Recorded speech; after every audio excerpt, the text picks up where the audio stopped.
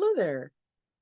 I was compelled to create this video today because I have a series of examples from recent interactions that I wanted to share with you. And the topic is warped perceptions. That's kind of a broad idea, but I wanted to go through a couple of different scenarios to kind of examine how much we allow warped perceptions to affect us in our lives, in our business, in our interactions with other people.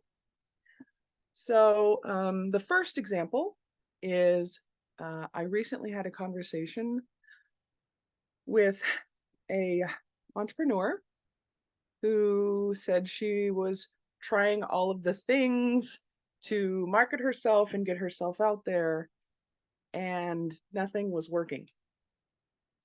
So one of the things she said is, "Oh, I tried LinkedIn, but I gave up because nothing was working. I was posting and not getting any engagement and not reaching a lot of people, and it wasn't generating any sales." So that was her perception. So she just scoffed at the very idea of LinkedIn marketing because of this bad experience that she had. And then after our conversation, I went to her LinkedIn profile to kind of see what was up, what her activity was. First of all, she said she was posting frequently, and it turned out she was posting maybe 1 or 2 times a month. And secondarily, she said she wasn't getting any comments. Like, she specifically said, "I'm not getting comments." And almost every single post she posted, she got anywhere from 2 to 60 comments. So the statement was not true. And maybe her expectations of what was supposed to happen through posting was that she would get, hundreds of comments and shares and people clamoring to reach out to her. Um, but she didn't take into account that she was being successful at getting engagement on LinkedIn, but her perception of what was supposed to happen was so different from what actually happened that she saw that as a failure. So, first of all, I want to say these small incremental uh, advancements are slowly moving the needle forward, but sometimes if it's not working out the way we expect it to, then we might dismiss that entirely. But I have experienced firsthand how much small daily improvements can alter your life and your business and your reality drastically over the course of a year. So that was my first example. My next example is I had a friend post on social media. She said, "I feel like everything is unraveling. Please pray for me." And I I have some friends with mental health issues, so I took that post very seriously. And I know what it feels like when you feel like the whole world's crumbling down around you. So I reached out to her and had a conversation. And it turns out she was trying to launch her book on Amazon, and uh, it didn't get published right away. and she was already she had already set the date for her book launch, and everything was set and ready to go, and all the balls were rolling on that already, so it was hard to just stop that in the middle of the launch and say, hey, I just want to punch pause on this until Amazon actually has the book ready. And it seemed like an easy fix to me, but it didn't to her, because um, we have certain ideas about how things need to be. Again, what our expectations are to be successful. And in my mind, just a little bit of flexible thinking and outside of the box thinking would allow for a successful workaround from this problem, which is, instead of having the book be purchasable now, everybody who went to buy the book would basically be pre-ordering it, and then it would be available in a few days.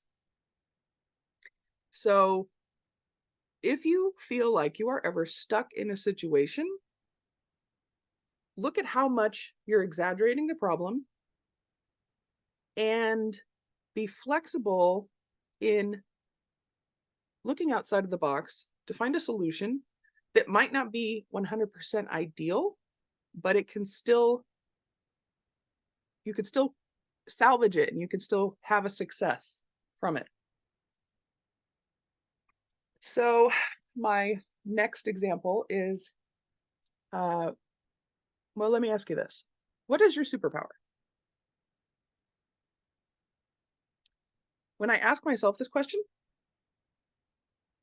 I would say that my superpower is being able to have a conversation with a entrepreneur or a business owner, listening to what they've got going on and what problems they're having, and then immediately being able to see the gaps in their business that maybe they're not trying, or they're lacking altogether, or that it's a blind spot for them, so they don't even realize that that is a problem, and that's the source of these other problems over here that they're focusing on, and not seeing the problem behind the problem. So that's what I would say my superpower is. And I had a client recently tell me that she thought my superpower is lead generation. And I wouldn't consider that as my superpower. But from her perspective, I was able to attract attendees to her webinars that she was holding in a way that she couldn't do. It boggled her mind how I was able to do it. And I guess maybe why I would overlook that is because it's not something, it's not the glamorous job. It's very repetitive, time consuming, but simple things that I do in order to get people to these events. So just because it's not the glamorous, sexy, inspiring thing that you're doing, it could still be considered a superpower. Because when you think of superpower, you think, oh, somebody can fly or shoot laser beams out of their eyes. It has to be this overwhelming, tremendous, extraordinary thing. But sometimes the mundane and the ordinary things are the things that people consider our superpowers, and things that we tend to overlook, because for us, it comes very easy and natural, and we don't have to overthink it. My next example is to give yourself grace, is the gist of it. Because another client that I have, she got over 100 reviews that were good. many of them amazing reviews, where the clients just went on and gushed about how awesome she was, how great of an experience it was, and how, you know, she's doing an amazing job. And then she got one bad review. And that bad review wrecked her whole day. She was just a mess because she was fixated on this one thing that was negative versus the majority of the things that are positive. So you can have 99% awesome, positive, excellent, great, all of these things, right? And then this 1% over here that's the, you know, the fly in the ointment. And now that one little 1% is, you expand it and you over emphasize it, and it ruins your whole day, or ruins your whole week or your whole month. You know, it could just go on and on as long as you're fixated and focusing on that one little tiny negative piece. So give yourself grace. You're if you're watching this, you're probably the kind of person that's doing an excellent job the majority of the time. So when those few little bad things happen, don't let it derail you. Keep things in perspective.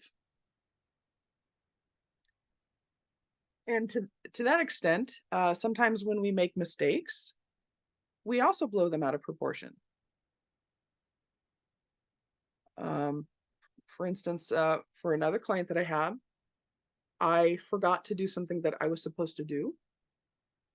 And then he reached out and he's like, "What's going on? You're supposed to do this." And I again, here we go again, right? It's not just my clients, it's everybody. We're all doing this. You know, I'm not trying to I'm not trying to pick on these people. It's just, these are just examples that I can share with you because they're recently in my memory. So, you know, I felt like he was probably going to fire me. Like I lost it. I was like, oh my gosh, I can't believe this happened. I can't believe I did this. You know, you start doing that negative internal dialogue where you're like, oh, I'm so stupid. How could I let this thing happen? And on the flip side of that, one of the goals that he had for me was to double the results of my social media marketing for him. And we were able to get his views on his social media posts from 3,000 to 6,000 in 2 weeks. Because we had a meeting. He said, "This is what I want you to focus on." And we focused on that for 2 weeks. And boom, it exploded. So take your own mistakes with a grain of salt. Don't let your mistakes define you, and don't let them ruin your life. Because I think that in the end, he was more focused on those results than the one mistake that I made. Whereas in my mind, it's flipped, because, you know, you're you're always fixating on the negative. For some reason, our brains are hardwired to do that. So it's very hard to overcome that. And that's why I've cultivated this lifelong learning and improvement attitude, because a lot of things that are our nature aren't necessarily the best for us. Like, you know, the way that our brains are hardwired is for us to survive versus thrive. So in a lot of instances, you have to be very intentional and overcome your natural instincts. And maybe that's why I'm not too keen when people, you know, say, oh, I only work with people that you have to have this gut feeling and stuff like that. But those those sensations that we have are not always in our best interest. Sometimes they're the you know the lizard brain saying, oh, we need to hide under this rock because that's the best thing for us right now. Sometimes hiding under a rock isn't the best thing, even though that little inkling that we have might be telling us to do that. So that's, sometimes you have to brainwash yourself into doing the right thing and behaving the right way. So, as far as the general concept of warped perceptions, sit down with a notebook and write down where you're at in your business, or if you're stuck in your life, just write it all down. Take inventory. Take an inventory of what are the things going on in your life right now?